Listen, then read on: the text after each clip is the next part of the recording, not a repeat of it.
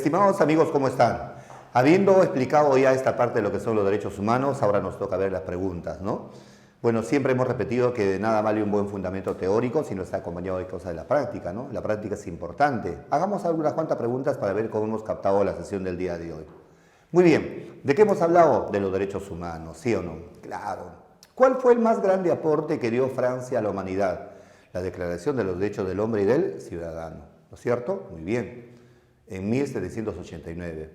Estos derechos fueron recogidos por la ONU en 1945 y en el 48 se hace una hermosa declaración. ¿Cuál? La Declaración de los Derechos Humanos. Correcto. ¿Y cuándo se hace la declaración? Y eso viene en la pregunta que te voy a leer. Dice así: la Declaración Universal de los Derechos Humanos fue promulgada por la Asamblea General en 1948, en 30 artículos, en la ciudad de París, Francia. La respuesta es la B.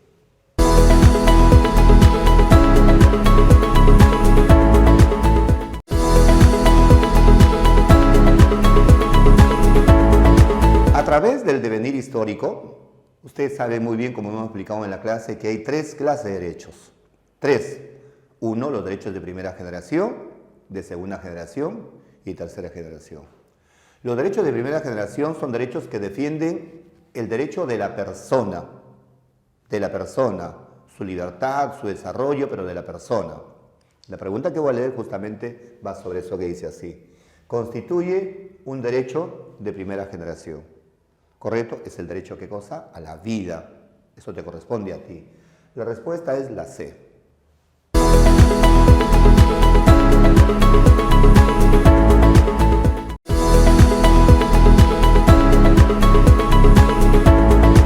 Estimados alumnos, en esta pregunta vemos un dato muy importante que tiene que tener en cuenta ese detalle. ¿Cuál? Cualquier norma, ley o principio jurídico, para que tenga mayor jerarquía, forzosamente debe estar ¿dónde? En la Constitución. Y esa pregunta es justamente la que nos dicen, ¿no? ¿Y por qué? Porque la Constitución es la norma de mayor jerarquía. La pregunta dice así: los derechos fundamentales de las personas para adquirir mayor jerarquía legal deben estar amparados por las normas constitucionales. La respuesta es la E.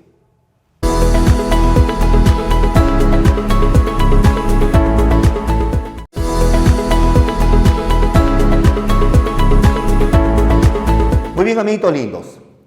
A través de la historia hay dos corrientes de pensamiento que afirma sobre la evolución, ¿qué cosa? De los derechos, ¿no? Unos son los famosos jus positivistas y dos los famosos jus naturalistas, ¿no? Jus es una voz latina que en castellano normal significa derecho, ¿no? Entonces dicen el derecho positivista y el derecho, ¿qué cosa? Naturalista. Los derechos positivistas dicen que la ley aparece después del hombre, el hombre lo hace, o sea, no existe un derecho si es que el hombre no lo ha hecho.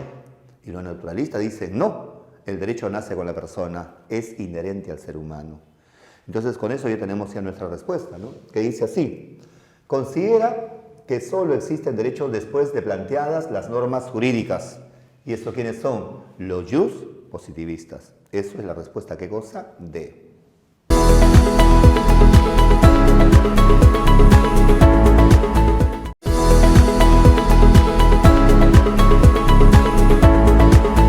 Bueno, hemos dicho que a través del tiempo se han generado tres clases de derechos: de primera generación, de segunda generación y tercera generación. El derecho de primera generación es un derecho que aparece con la Revolución Francesa y es un derecho que le corresponde a cada persona, a nosotros. El derecho de segunda generación corresponde al derecho social, a un derecho de desarrollo social. Y el derecho de tercera generación corresponde a los derechos de la defensa del medio ambiente, ¿no es cierto? De recibir los beneficios del crecimiento y el desarrollo económico. ¿Entendió? Entonces, justamente me hace una pregunta sobre esa que dice así: corresponde al grupo de derechos humanos de tercera generación. ¿Y cuáles son? El derecho al desarrollo de los pueblos, ¿no? Y respuesta es la C.